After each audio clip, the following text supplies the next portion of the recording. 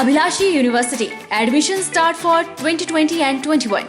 BAMS, D Pharmacy Ayurveda, BSc Honors Agriculture, Diploma in Agriculture, MSc Agriculture, D Pharmacy, B Pharmacy, M Pharmacy, BTech Computer Science and Engineering, PGDCA, MBA, MTech Civil Engineering, Mechanical Engineering, Computer Science and Engineering, 2-year Veterinary Pharmacist Training Course.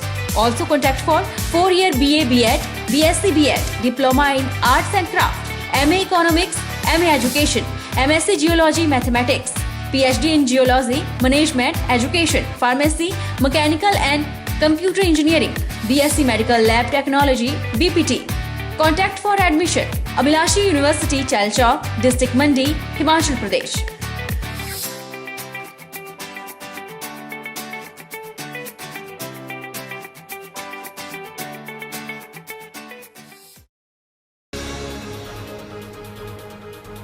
सामाजिक संस्था गोद द्वारा प्राथमिक स्वास्थ्य केंद्र सक्कड़ी में रक्तदान शिविर का आयोजन किया गया, जिसमें सिविल अस्पताल पालमपुर से आई टीम में डॉक्टर अनिल और उनकी टीम ने अपनी सेवाएं दी।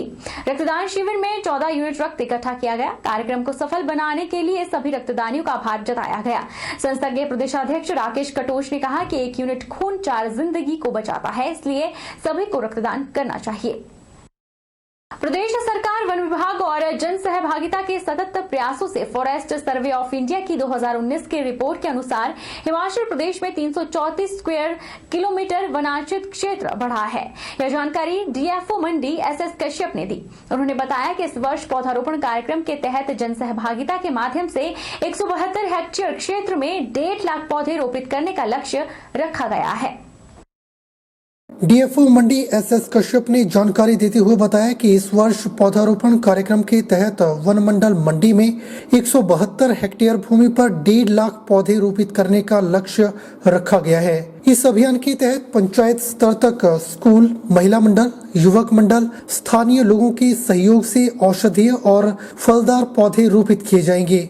डीएफओ एसएस कश्यप ने बताया कि फॉरेस्ट सर्वे ऑफ इंडिया की 2019 की रिपोर्ट के अनुसार हिमाचल प्रदेश में 334 स्क्वायर किलोमीटर वन आच्छादित क्षेत्रफल बढ़ा है और 2030 तक सस्टेनेबल मिलेनियम डेवलपमेंट गोल के तहत 27 से 30% क्षेत्रफल वनों के अधीन लाने का लक्ष्य निर्धारित किया गया है।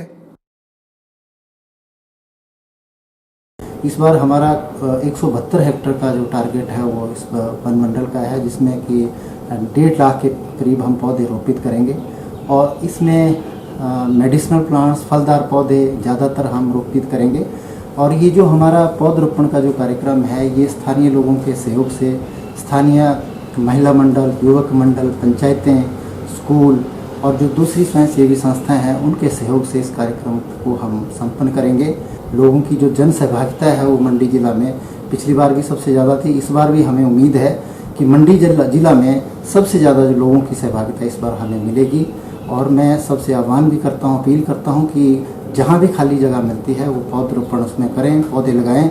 वन विभाग फ्री ऑफ कॉस्ट आपको पौधे देगा। आप जो नज़दीक के हमारे वन अधिकारी हैं, वन कर्मचारी हैं, उनसे संपर्क करें। 2019 की जो फॉरेस्ट सर्वे ऑफ इंडिया की रिपोर्ट है उसमें 334 स्क्वायर किलोमीटर जो है हिमाचल प्रदेश का क्षेत्रफल बढ़ा है। और ये इसलिए बढ़ा है कि जो सब लोगों के जो एफर्ट्स हैं, सब लोगों के जो प्रयास हैं, उसका यह परिणाम है कि हमारा जो वन आच्छादित जो क्षेत्र है वो बढ़ा है। तो आने वाले समय में जो सस्टेनेबल मिलेनियम डेवलपमेंट गोल्स हैं, जिसमें कि 2030 तक हमारा जो हिमाचल प्रदेश का जो क्षेत्रफल है वो 27 से 30% जो है वनों के अधीन लाना है। कुल्लू जिला के आनी उपमंडल के लहसुन उत्पादक हजारों किसानों को इस बार आशा से बढ़कर दाम मिले हैं। रघुपुर क्षेत्र में करीब 400 टन लहसुन पैदा हुआ है। लॉकडाउन और कर्फ्यू के बावजूद के सरकार के सहयोग से सीधे लहसुन की सप्लाई बेंगलोर को की गई है। किसान कोरोना संकट में लहसुन बिक्री की आस छोड़ चुके थे। शिमला जिले के रामपुर के साथ लगते कुल्लू जिला के आनी उपमंडल क्षेत्र के लहसुन उत्पादकों को लॉकडाउन और कर्फ्यू के चलते भी आशा से बढ़कर दाम मिले हैं। हालांकि इस बार अनुकूल मौसम होने के कारण पैदावार भी काफी अच्छी थी। ऐसे में कोरोना के कारण लहसुन उत्पादक किसान हताश और मायूस हो गए थे। किसानों को लग रहा था कि इस बार लहसुन के व्यापारी नहीं आएंगे और उनका लहसुन खेतों में ही सड़ जाएगा, लेकिन सरकार की मदद से खरीदार उनके घर द्वार पर पहुंचे और उम्मीद से बढ़कर दाम उन्हें मिले। इस बार लहसुन 105 रुपए किलो तक गांव में ही बिका। रामपुर के साथ लगते कुल्लू जिला के इन दूर दराज क्षेत्र में सैकड़ों गाँव में लहसुन का बड़े पैमाने पर खेती होती है। क्षेत्र के करीब 100 गाँव में 400 टन से अधिक का लहसुन इस बार हुआ है। लॉकडाउन के दौरान जो है जिस गांव में अभी मैं हूँ, यहाँ पर जो है किसान भाइयों को अपनी जो लहसुन है उसको बेचने में काफ़ी प्रॉब्लम आ रही थी। तो लकीली जो है मैं इधर से गुजरा और मैंने कुछ किसानों से बात की और हमने इस गांव से लगभग 100 टन के आसपास जो है पर्पल स्ट्राइप या आप जिसको गवर्नमेंट गार्लिक कहते हैं इंग्लिश में, वो हमने जो है एक बेंगलोर की कंपनी के लिए हमने प्रोक्योर किया। अभी इस बारी जैसा कि आपको मालूम है कोविड-19 की वजह से काफ़ी लोगों को परेशानियां झेलनी पड़ी और लोगों को थोड़ा सा शंका थी कि हमें मार्केट में कैसे अपने प्रोडक्ट को पहुंचाना है या सारी चीज़ें कंसिडर करके लोग चल रहे थे। लेकिन फिर हमारे मिस्टर देव भारद्वाज जिनके थ्रू हमने कंपनी से डायरेक्ट लिंक किया और हमारा बहुत सारा लहसुन उनके थ्रू हमने मार्केट में पहुंचाया। तो इस बार लॉकडाउन की वजह से हमें डर था कि हमारा लहसुन नहीं बिकने वाला है, तो उम्मीद करके हमारे देव भाई साहब व्यापारी आ गए, तो उन्होंने हमारा लहसुन अच्छा लिया। उम्मीद से ज़्यादा बिका है, 105 रुपये हमें रेट मिला लहसुन का। और इस बार जो है हमारी लहसुन की प्रोडक्शन भी अच्छी रही और जो है दाम भी इसका अच्छा ही रहा, 105 रुपये। और हमारे जो लहसुन थी वो लगभग 35 कुंटल निकली और लॉकडाउन की वजह से हमारे को अच्छा ही रेट मिला। करसोग की ग्राम पंचायत शाहौट में आज कृषकों को जीवामृत बनाने का प्रशिक्षण दिया गया, जिसमें बीटीएम चेतराम ने लोगों को जीवामृत बनाने की विधि बताई।